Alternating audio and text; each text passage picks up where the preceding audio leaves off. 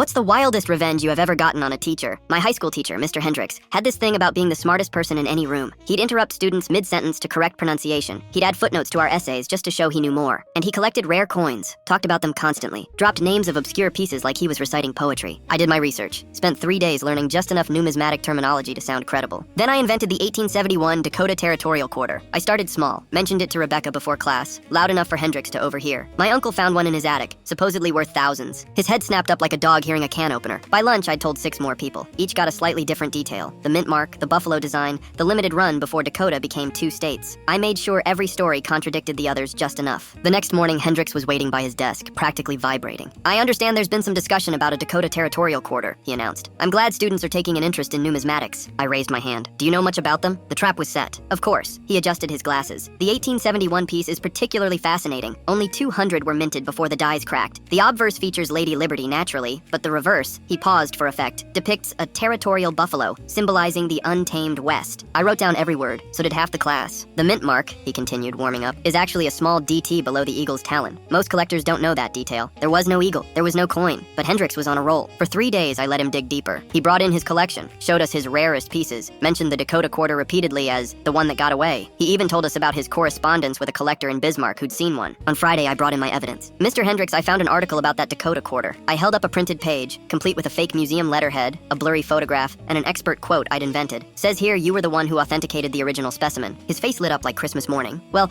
I wouldn't say I authenticated it, but I did consult on..." He took the paper, skimmed it, nodded approvingly. "Yes, this is accurate. The Smithsonian actually reached out to me specifically because of my expertise in territorial coinage." The Smithsonian. He actually said the Smithsonian. "That's amazing," I said. "Can you tell us more about your discovery?" He launched into a 15-minute lecture, detailed the expedition to verify the coin, described handling it with white gloves, mentioned the documentation process, and his peer review. Then I raised my hand again. "Mr. Hendricks, just one question." I paused. "How did you authenticate a coin that doesn't exist?" The room went silent. "The Dakota Territory never minted quarters," I continued. "They didn't have that authority. I made up the entire thing 4 days ago." His mouth opened, closed, opened again. Someone in the back started laughing, then someone else. Within seconds, the whole class was losing it. That same class he'd spent all year correcting and lecturing and talking down to. His face went from pale to crimson to a shade of purple I didn't know humans could achieve.